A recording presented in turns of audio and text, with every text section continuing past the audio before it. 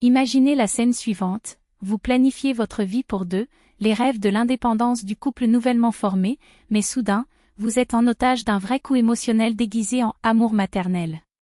C'est exactement ce qui est arrivé à Tassiane, une femme indépendante et prospère qui, sans s'en rendre compte, a ouvert ses portes de la maison à une belle-mère invasive. Tout a commencé avec ses commentaires apparemment innocents lors des préparatifs de mariage. Ah, après la fête, j'aurai besoin de me reposer, mon fils mérite de me rendre tous les soins que j'avais avec lui. Des phrases lâches, dit avec un soupir dramatique entre un bouquet et un autre, que Tassiane a attribué à la nervosité prénuptiale. Après tout, qui imaginerait que ces plaintes voilées cacheraient un plan d'occupation méticuleux? Ludmila Veniaminovna, à 50 ans, était l'image de respectabilité, bien ciblée, avec un travail stable en tant que comptable dans une petite entreprise et un salaire modeste de 4000 reais. Mais derrière la façade de la femme dévouée, un maître de la manipulation était caché. Dès le premier contact, Tassiane a remarqué quelque chose d'étrange. La mère, In-Law, a vécu des migraines mystérieuses, des douleurs inexplicables qui, par un miracle, ont disparu dès que Denis est apparu avec des sacs à provisions ou une enveloppe avec de l'argent. C'était comme si son corps travaillait en mode théâtre, la scène était la vie de son fils et les symptômes, de simples accessoires pour assurer l'attention et les ressources.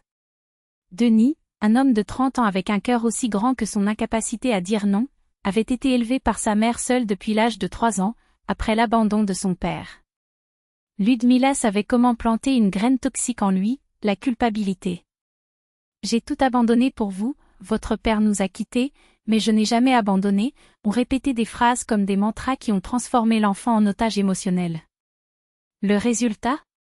Un adulte capable mais paralysé par l'obligation de plaire à tout prix. Pour lui, nier la demande d'une mère, c'était comme trahir un serment sacré. Tassiane, en revanche, était le contraire, indépendant, propriétaire d'un appartement à 2 salles dans le centre-ville, l'héritage de grand-mère, et avec une carrière prometteuse en tant que directeur des ventes dans une multinationale. À 28 ans, il a finalement trouvé à Denis la tranquillité qu'il cherchait.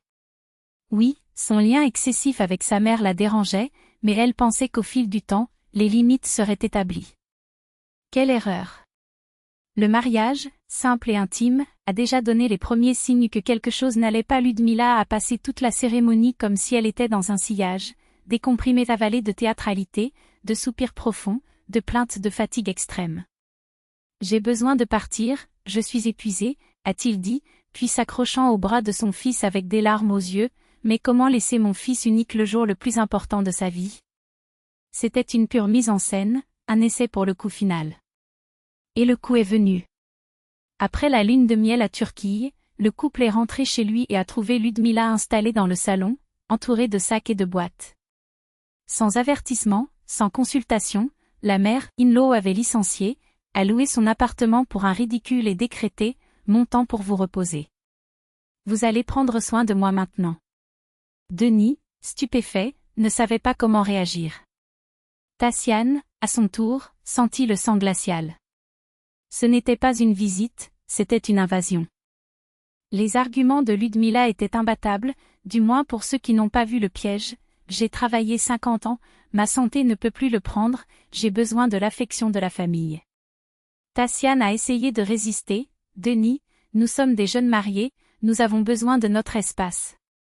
La réponse a été une démonstration de larmes et d'accusations. Personne ne veut de moi, j'ai donné ma vie pour ce garçon, et maintenant je suis un obstacle? Denis, bien sûr, a cédé. Après tout, comment contrer la femme qui a sacrifié pour lui? Ce qui devrait être temporaire est devenu un cauchemar non manuel. Ludmila a transformé la pièce en son siège, de vieux meubles occupant de la place, des objets dispersés comme dans une friperie et elle-même intronique sur le canapé comme une reine déprimée.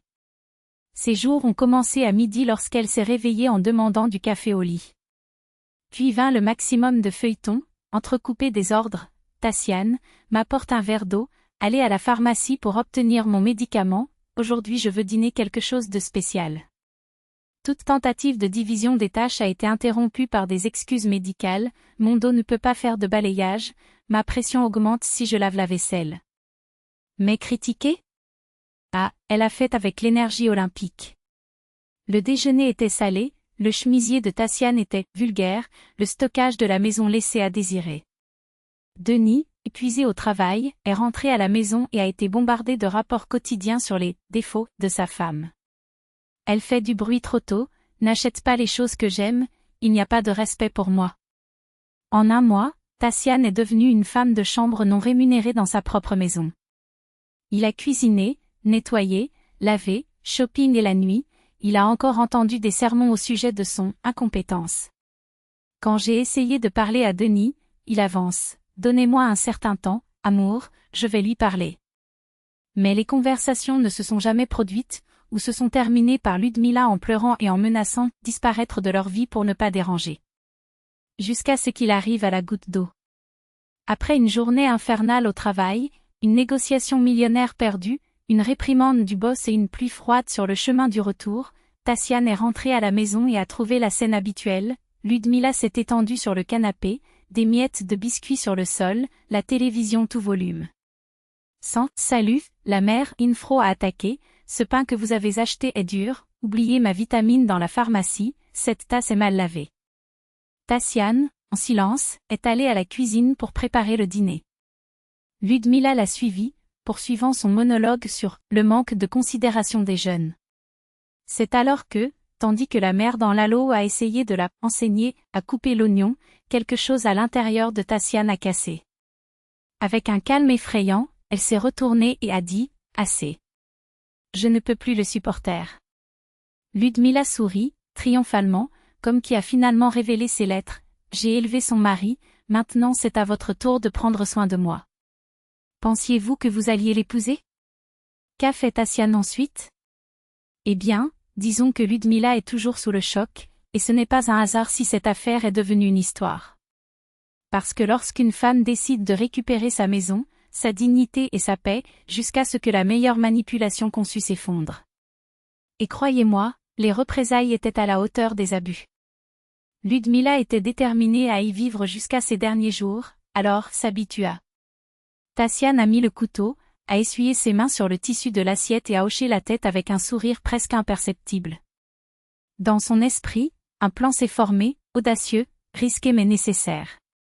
Il n'y avait pas de place pour les demi-mesures, soit elle a récupéré le contrôle de sa propre vie, soit elle serait avalée par le chaos des autres. Le lendemain, alors que Denis est allé travailler et que Ludmila s'est installée sur le canapé pour regarder ses programmes matinaux, Tatiane a annoncé qu'elle quitterait également son emploi. La belle-mère a soulevé un sourcil, mais n'a pas donné beaucoup d'importance. Après tout, quelle femme ne rêverait pas de se dédier exclusivement à la maison? Une semaine plus tard, Tatiane a démissionné, alléguant du stress et de l'épuisement. Elle a dit à son mari et à sa mère, à ce jour, elle serait une femme au foyer, consacrée à sa famille. Denis a accepté la décision de compréhension, Ludmila, avec un sourire d'approbation. Enfin, il semblait penser que la fille est entrée dans les essieux. Mais la joie de la mère Fro a été de courte durée. Tatiane a commencé à agir, étrange. Il s'est réveillé à midi, a pris un café sur le lit, puis s'est installé à côté de Ludmila sur le canapé, appelant ses feuilletons. Lorsque la mère in-law s'est plainte, elle a répondu avec un calme glaciaire. « Si je ne travaille pas, j'ai le même droit de me reposer que tout autre membre non employé de cette famille. » Ludmila a demandé à préparer le déjeuner? Tatiane soupira, massant les tempes, « J'ai un mal de tête. » Elle. Ai-je demandé à aller sur le marché? Mon dos me tue et ma pression est près des hauteurs. Le pire? Elle a dit tout cela avec une sincérité si convaincante que Ludmila ne pouvait pas trouver d'échappatoire. Après tout, ils étaient exactement les mêmes excuses qu'elle a elle-même utilisées pendant des années. Peu à peu, la maison s'est effondrée. Le réfrigérateur a vidé, la poussière accumulée dans les coins, la vaisselle sale emballée dans l'évier. Tatiane et Ludmila sont restés allongés sur le canapé, échangeant des regards de dédain alors qu'ils se plaignaient de la fatigue chronique, mais ni l'un ni l'autre ne mentionne de se lever. Denis est arrivé du travail et a trouvé un scénario dantesque, pas de repas, 2 femmes immobilières sur le canapé et un air de guerre froid entre elles. La mère a accusé sa fille, Infro, de paresse. Nora a répondu que si les deux étaient au chômage, aucune raison d'être la seule à travailler. La situation a grimpé. Ludmila a essayé d'imposer son autorité, mais Tassiane a tiré chaque attaque avec les propres armes de sa mère. Lorsque Ludmila a soutenu que les jeunes devraient s'occuper des anciens, Tassiane a répondu sèchement, 50 ans n'est pas l'âge pour la retraite. Si vous vous sentez si vieux, pourquoi n'avez-vous pas besoin d'un certificat d'invalidité? Denis a essayé d'intervenir, faisant appel au bon sens de sa femme, mais Tassiane a organisé un drame si bien connu, des larmes, des plaintes concernant des années de sacrifices ignorés, l'épuisement d'être traitée comme une femme de chambre, que son mari était sans voix. En un mois, l'appartement est devenu un champ de bataille. Denis, épuisé, a commencé à cuisiner par lui-même après les heures de bureau, à laver ses propres vêtements et à nettoyer les chambres qu'il portait. Quand j'ai exigé de l'aide, j'ai reçu le même discours de la part des deux, je suis malade, je n'ai pas de force. Ludmila a commencé à réaliser, avec un mélange de panique et de colère, que son plan était sorti de culatra. Elle avait imaginé qu'elle serait servie dans le confort de la maison de son fils, au lieu de cela, il était obligé de vivre avec son propre gâchis, sans personne pour le nettoyer. Tassiane, implacable, reflétait chaque geste de mère, in-law, portant l'absurdité à la limite. Le point de rupture est venu lorsque Denis est tombé malade avec une forte grippe. Allongé de fièvre, il a supplié le thé ou les médicaments, et les deux femmes en bonne santé sur le canapé ont ignoré leur demande. Ludmila s'est plainte de maux de dos, Tassiane, migraine. Chacun a montré l'autre, demandez-lui. C'est alors que Denis, entre les cours et les frissons, a vu. Ce n'était pas paresseux. C'était un miroir. Un miroir cruel qui reflétait le visage de sa mère, et l'image était grotesque. Le lendemain, déjà récupéré, il a appelé Ludmila pour une conversation sérieuse. Rodéole, il a déclaré qu'il ne soutiendrait pas deux femmes capables de l'âge productif, et encore moins serait leur employé après une journée épuisante au travail. La mère, in-law, a essayé le théâtre habituel, des larmes, des accusations d'ingratitude, mais Denis n'a pas cédé. Il a donné un ultimatum, soit elle est retournée au travail et a divisé les tâches de la maison, soit ses sacs. Ludmila a essayé de négocier, je cuisine si elle nettoie. Tassiane, sans déménager du canapé, a répondu avec un bâillement, je ne peux pas cuisiner. Mes doigts gonflent de rhumatisme, et l'odeur de la cuisine me donne de la migraine. Une semaine plus tard, la mère, Infro, a abandonné. Il a réalisé que Tassiane était disposée à prendre ce jeu jusqu'à la fin, même si cela signifiait vivre au milieu des déchets pendant des mois. Avec un soupir théâtral, elle a commencé à emballer ses affaires. Je ne peux plus prendre cet enfer, a-t-il dit, comme s'il était la victime. Denis a aidé sa mère à prendre les boîtes. Tassiane, impassible, a accompagné la scène de la porte, avec un sourire presque imperceptible. Avant de partir, Ludmila n'a pas pu résister, vous avez détruit cette famille avec votre égoïsme. La belle-fille ne se pencha que contre l'arrêt et répondit, le conseil que je donne, belle-mère, c'est, moins de canapé, plus d'action. C'est bon pour la santé, et le caractère. Le lendemain du départ de Ludmila, Tassiane s'est réveillée tôt. Même Denis a été surpris de trouver la maison impeccable et le dîner prêt à son arrivée du travail. Maintenant que je n'ai plus de mauvaise influence. À proximité, a-t-elle dit, lui servant une assiette, je voulais me soucier de chez moi à nouveau. Ludmila, quant à lui, a été contraint d'obtenir un nouvel emploi, les 15 000 loyers n'ont pas payé ses factures. Il a obtenu une place dans une autre entreprise, mais avec un salaire inférieur et des boss plus rigides. Il a essayé de faire allusion à son fils. Je lui ai rendu visite le week-end, aidé à faire du shopping ou à réparation, mais l'idée de partager le même plafond. Un mois plus tard, Tassiane est retournée sur le marché du travail, maintenant en meilleure position, avec un salaire plus élevé et des heures flexibles. La vie du couple coulait. Denis, libre de tensions constantes, a redécouvert la femme qui s'était mariée, intelligente, déterminée et avec un vif le sens de la justice en tant que lame. Ludmila, à son tour, a pris des mois pour comprendre comment ses propres tactiques avaient été utilisées contre elle. Il s'est plaint à ses amis de la méchanceté de sa fille, mais ils ont tous ri, elle vous a juste donné une leçon, Ludmila. Et vous en aviez besoin.